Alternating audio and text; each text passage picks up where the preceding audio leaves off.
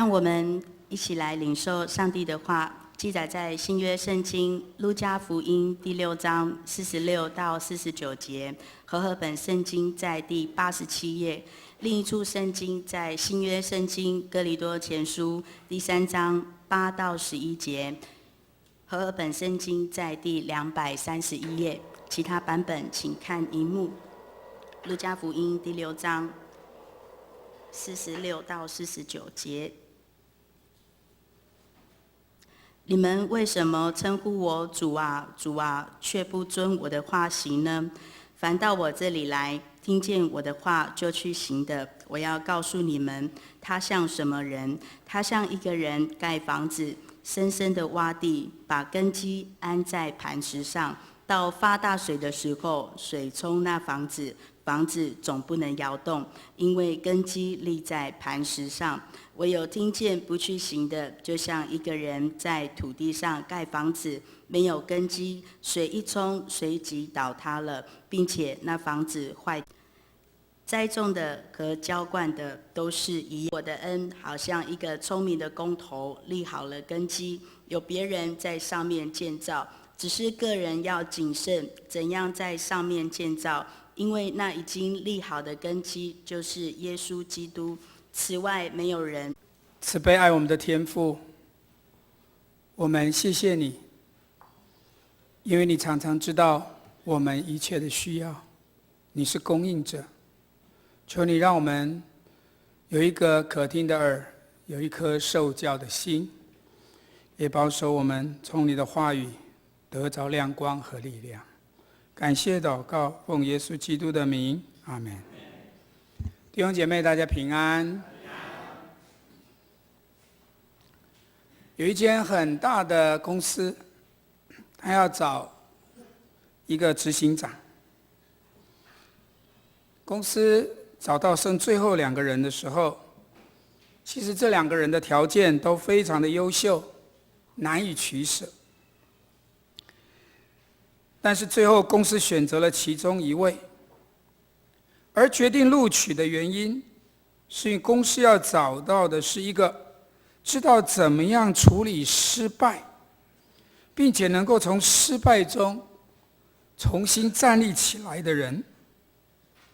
所以另外那一个未曾失败过的人就落选了。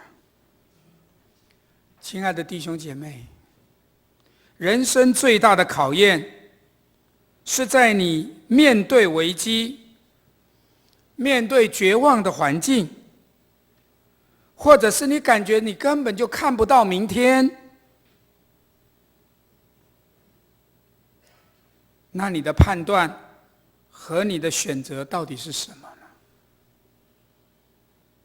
我们选择跟随耶稣，我们要做主的门徒。我们长老教会也透过祷告，我们在众人当中选出长老和执事，选出我们教会的这些核心同工，就是要在耶稣基督里面成为靠主得胜、蛮有信心的属灵的领袖。一个国家、一个企业、一个教会都需要有人在带领啊。而上帝所拣选重用的人，并不在于他有多少恩赐，而是在于他的品格。上帝很注重被拣选的人，要拣选这些人成为领袖，成为主的门徒，而且要有信心，这样才能讨上帝的喜悦，而且能够得到别人的信任。所以我认为这个人还要正直，还要看重他自己的个性、他的品格，还要加上信心，才能成为一个合上帝心意的领袖。我也期待我们在座的每一位弟兄姐妹，也都能够真正成为耶稣基督的门徒，能够做仆人的领袖，而这样的领袖就需要有4个很重要的一个生命的根基，就像盖房子一样，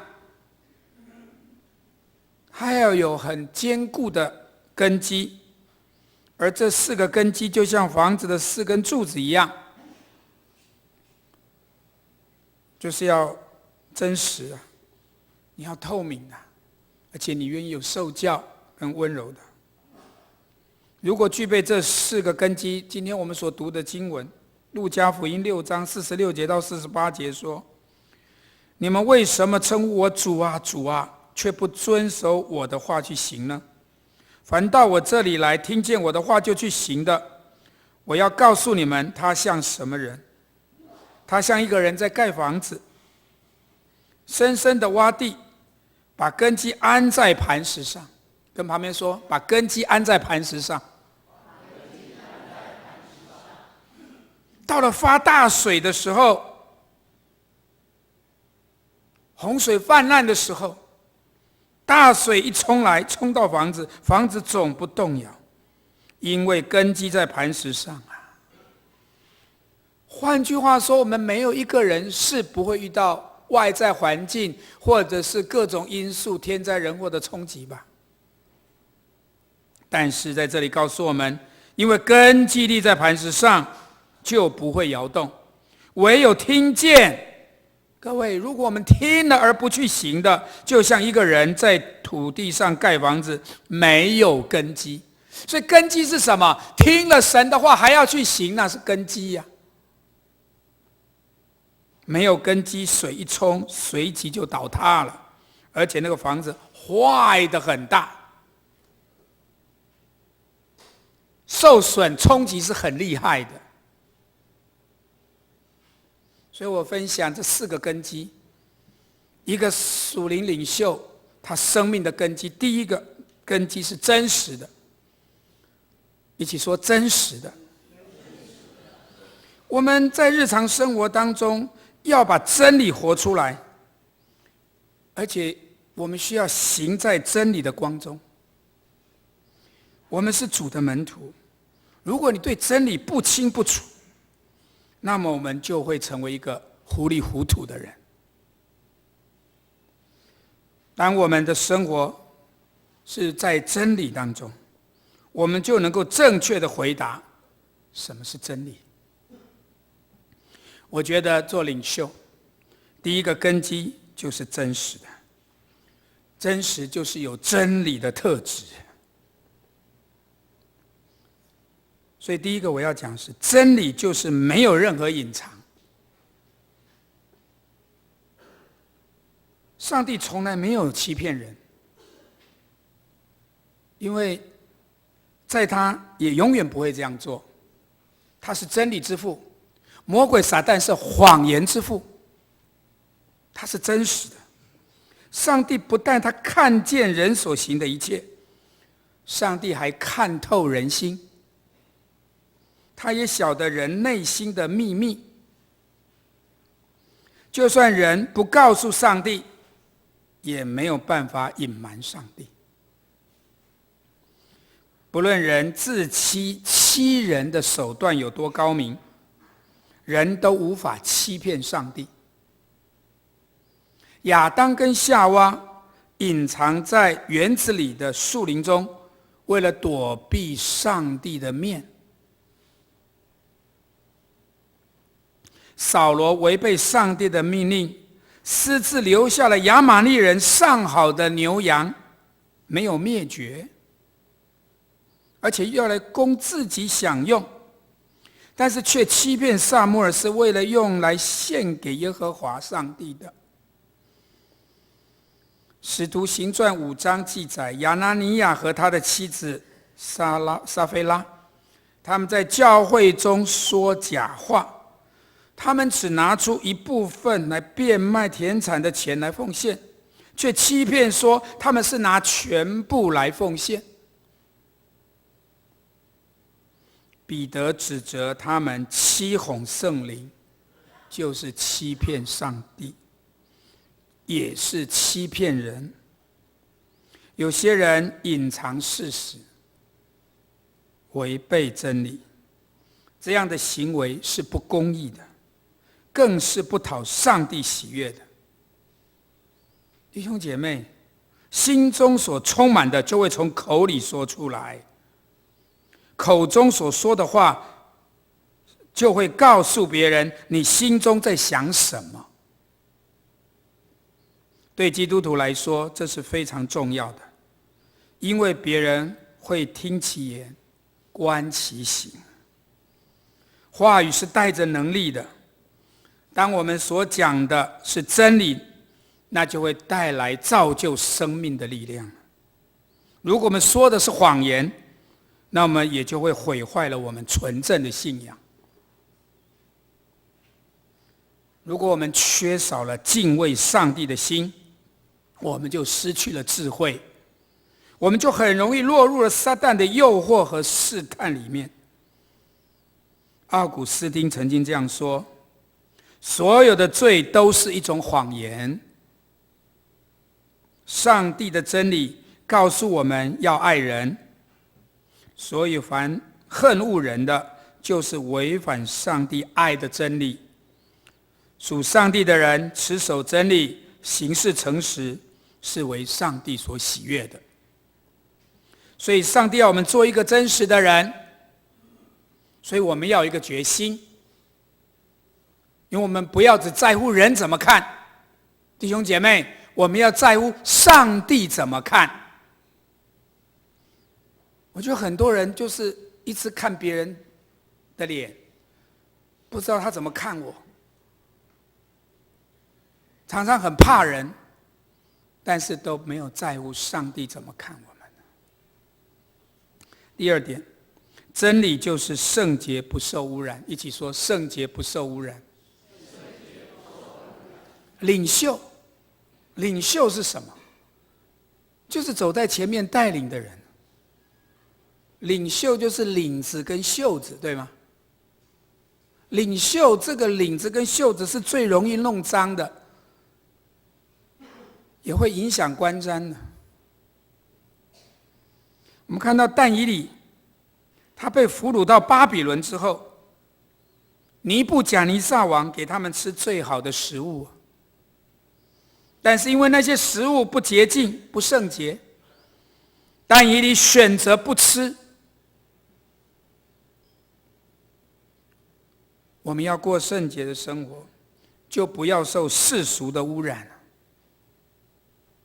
以弗所书4章29节这样说，说一句坏话也不可出口，却要适当地说造就人的好话，使听见的人得益处。跟旁边说，要说造就人的好话。我们不要在言语上去伤害别人，我们只要说帮助、造就、劝勉、安慰人的话，使听见的人得益处。我们常常回来想，我们一开口的时候是让人得祝福、得帮助、得益处吗？所以真实的门徒是一个很重要的根基。如果你开始说谎，你就会发现你的柱子开始出现裂痕，就会让你失去力量。因为你说了一次谎，你就要用其他5个、10个谎再去好像要去掩盖事实，迟早是会跌倒、会毁坏的。约翰福音14章第6节，我们主耶稣这样说：我就是道路、真理、生命。耶稣他道成肉身来到世上的目的，就是要使人来亲近他，就是要让我们跟神、跟人和好，使我们能够彼此接纳、彼此相爱，走在真理当中。第3点，真理就是要在爱里的行动。一起说，爱里的行动。听见真理跟行出真理，这是两件事。真理是我们所要采取的行动，我们的行动可以来显明真理。约翰福音3章21节说：但行真理的必来救光。要显明他所行的是靠上帝而行。跟旁边说，我们要靠上帝而行。因为你真的行出来，你就是在就近光啊，你就是亲近光啊。实践真理的人就是来就近光。这就国语它跟台语很像，救君啊，亲君啊，救君啊。光代表真理啊，真理让我们脱离黑暗，进入光明。所以我们要成为光明之子。真理让我们的生命越来越像耶稣，这样就是为光做见证，就是有机会把人带到耶稣面前来，让他成为上帝的光明的儿女，也就是让他出黑暗入光明。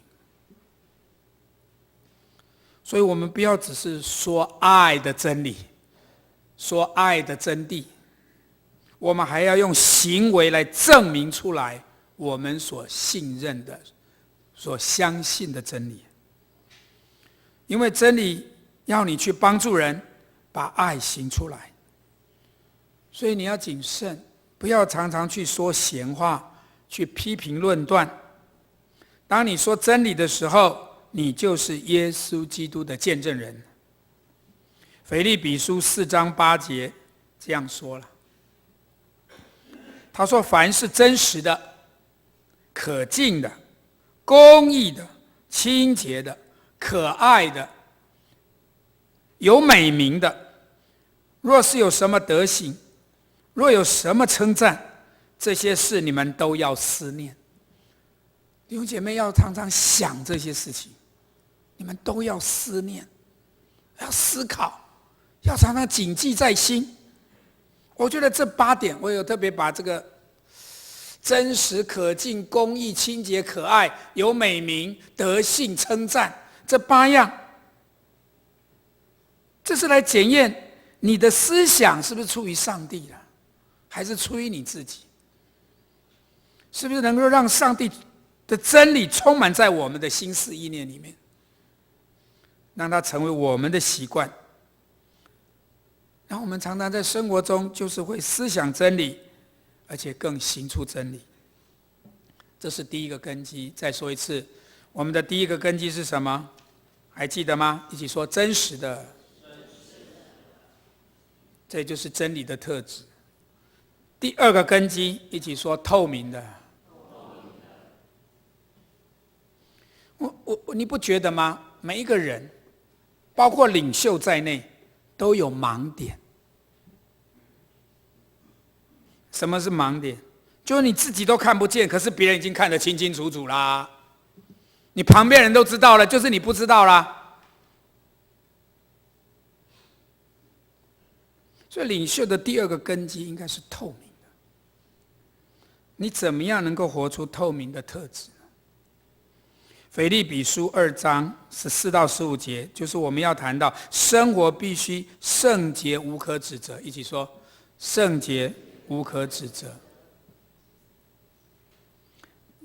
所以腓立比书2章14到15节，保罗这样说：无论做什么，都不要发怨言，起争论，好使你们无可指摘，纯真无邪，在这弯曲乖谬的世代中，做上帝没有瑕疵的儿女。你说没有人没有缺点，我们都有缺点啊，我们都有软弱啊，但是神却告诉我们要做没有瑕疵的儿女。特别在这样的一个悖谬，在这样的一个世代沉沦的里面，我们怎么样能够成为这样的神的儿女？在腓立比书1章9到11节，也再一次的保罗告诉我们说：我所祷告的是要你们的爱心在充足的知识和各样的见识上多而又多。他要我们的爱心、知识、见识是多而又多，使你们可以辨别是非，成为真诚无可指摘的人。刚刚那一段腓立比2章也是让我们无可指摘，直到基督的日子，靠着耶稣基督结满了公义的果子，使上帝得着荣耀和赞美。这就提醒我们要成为完全诚实正直的人，来做上帝无瑕疵的儿女。这也让我们透明的生活就像光照耀在人的面前。主说你是世上的光啊，灯要点在哪里？在哪里？不是藏在桌子底下、床底下，应该是在哪里？要在灯台上，它一定要是让看得到，在层高的地方，让人都看得见的地方嘛。也就是让别人看见我们的好行为，能够将荣耀归给上帝。透明就是没有隐藏罪、羞耻和惧怕。耶稣基督拯救释放了我们，就是要使我们在真理中得自由。当我们有了重生的生命，就是要在圣灵里面过圣洁得胜的生活，可以使老的我越来越少，而且我们拥有耶稣基督的心越来越多。如果你的生命可以透明，可以敞开，那就仇敌就没有办法攻击你，他也就没有立足之地。你不管在人的前面，在人的后面，都是一样的。我们就不需要去戴上一个面具。真实坦诚的人，活出来的生命是很有能力的，是蛮有见证的。透明的第二个要提醒大家的就是，生命必须是毫不妥协的。来跟旁边说，不要跟罪妥协。你要保持圣洁，这是一个决定。所以就是你保持透明，你生命里面就没有害怕的地方了。你要常常问你自己，在我生命中有哪一些妥协是会让上帝不喜悦的？只要你可以保持，只有你可以保持或破坏你的透明。如果你立定你的心志，不想给魔鬼留地步，那上帝一定会在你里面每天增加一点，每天让你能够坦然无惧的有这样的透明度，必须经常的不断的让你去操练它。你要保护你的是你的品格，而不是你的地位。如果你为了信仰你保持透明度，上帝会为你辩明，上帝会保护你。你要记住，是好的品格让你得到上帝的喜悦，所以不要太在意别人对你的看法。当你的生命可以敞开透明的时候，你就不会与罪恶妥协了。上帝会祝福你得到更丰盛的生命。第三个根基，我们一起说受教的。这就是代表你要谦卑，因为人真的很软弱，人也真的很有限。当我们将自己的限制和软弱交给上帝，让圣灵进到我们里面来，就会让我们知道自己的缺点、自己的弱点，同时知道上帝对我们的计划，能够使原本想要退后、想要放弃了，因为我们寻求上帝，而使我们的生命获得转变、转化，有改变的力量。以赛亚书64章8节这样说：耶和华，现在你仍是我们的父，我们不过是泥土，你才是陶匠，我们都是你亲手所造的。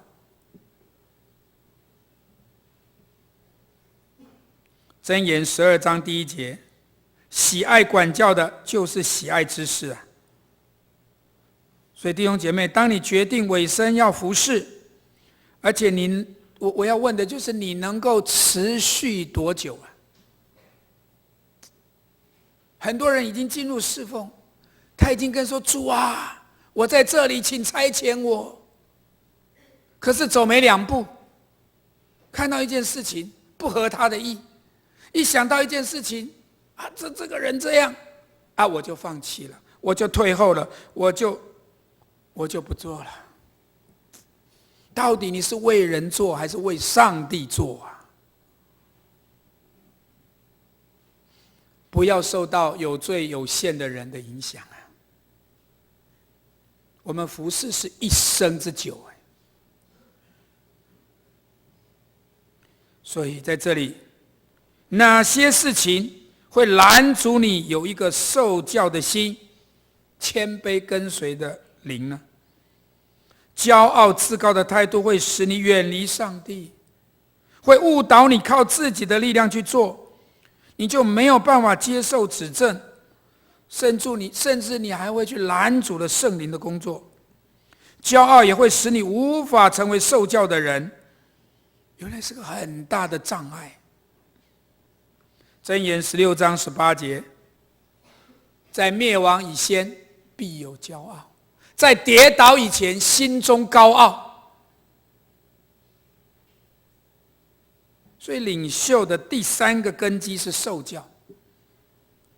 我们怎么样做，你才是一个谦卑受教的呢？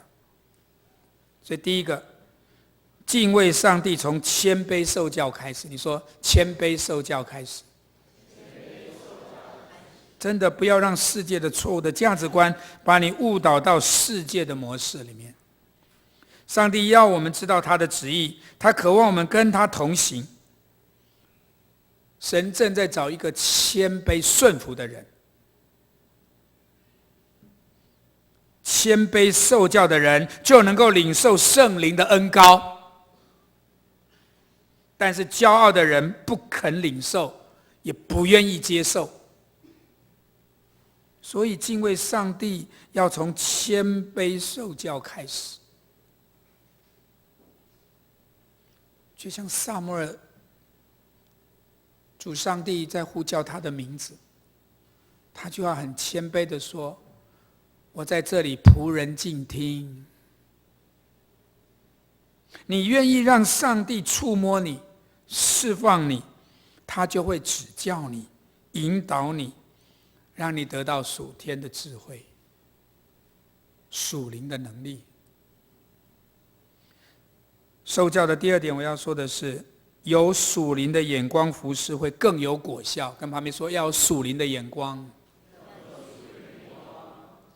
箴言4章18节这样告诉我们，说义人的道路像黎明的曙光，越照越明亮，直到白昼到来。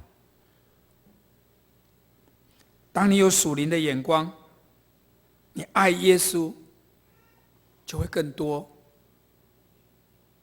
你爱上帝就会胜过这爱世界。上帝就会改变你的心、你的价值观以及你生命的境界。在你还没有认识上帝以前，你的心思意念大部分是属物质肉体的世界的，但是你信耶稣之后，会让你成为一个属上帝的心思意念。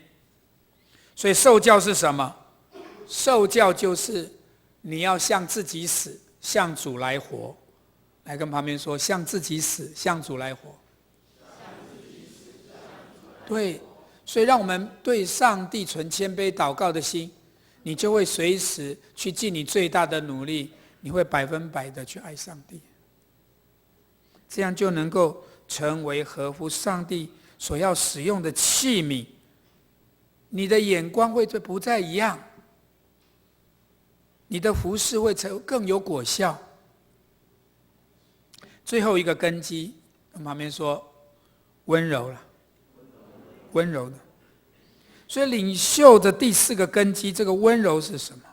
因为这温柔的心是从圣灵领受得来的，所以我们要警醒，温柔的相反就是很刚硬、很固执，都是要照自己的意思。以弗所书4章31节到32节这样告诉我们：一切的苦毒、恼恨、愤怒、嚷闹、毁谤，并一切的恶毒，都当从你们中间除掉，并要以恩慈相待，存怜悯的心，彼此饶恕，正如上帝在基督里饶恕了你们一样。所以要主啊，是不是主啊，帮助我，让我的心能够从刚硬变成柔软，从苦毒变成怜悯。只要我每天进步一点点，我要存怜悯、恩慈、谦虚、温柔、忍耐的心。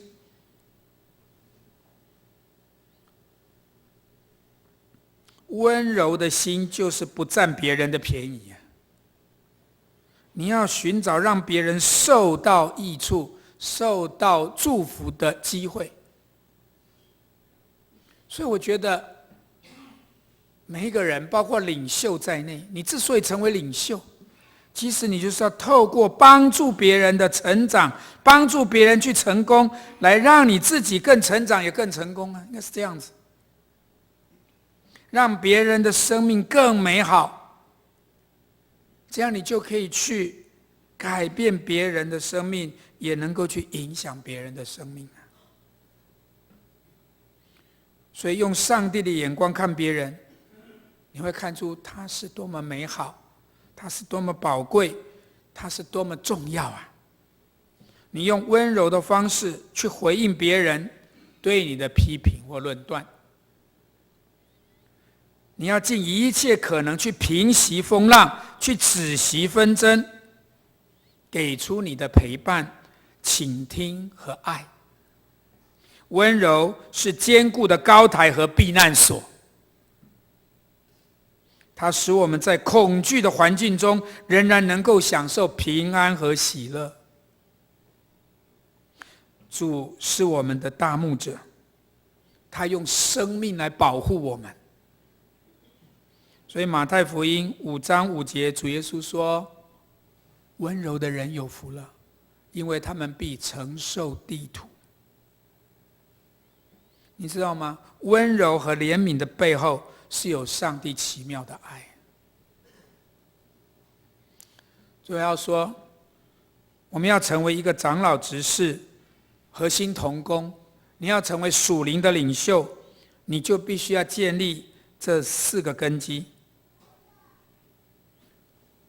这4个根基，我盼望我每一位弟兄姐妹也能够在你的生命根基里面是这样的建造。你要有真实的生命，你要有透明的生命，你要有受教的生命，你要有一个温柔的生命。属灵领袖是用生命来影响生命的服事，而自己也活出这样的生命。所以保罗在我们今天所读的经文哥林多前书的3章8到10节，这样勉励我们。这是现代中文的版本，我这样念一次哈：栽种的和浇灌的都是一样，对吗？我们一起来说这句话来：栽种的和浇灌的都是一样，只是个人要照着自己的劳苦得着自己的报酬。我们是上帝的同工，你们是上帝的田地，上帝的房屋。所以我们是房屋，我们是圣灵的殿，对吗？所以再接着保罗说来，我照着上帝赐给我的恩典，就像一个聪明的工程师，立好了根基，别人要在上面建造，个人要注意怎样在上面建造。他没有说别人你们做no， 主说个人，包括我自己，我们每一个人都要注意怎么样在这上面建造，在耶稣基督这个磐石的根基上建造。所以我深深相信，这4个根基是很宝贵的，要建立在耶稣基督的磐石稳固的根基之上。我愿意我们迦南教会每一位牧者、长老、执事，还有核心同工，都能够成为真实、透明、受教跟温柔的人。因为我们每一个人都是上帝所呼召的，愿你的生命可以成为祝福很多人的管道。我们一起来祷告。亲爱的天父，我们满心感谢赞美你，因为我们知道我们受造是为了要来赞美你，是为了来服侍你。恳求你再一次的把你的话深深的放在我们的心里面，并且能够行出来。奉耶稣基督的名，阿们。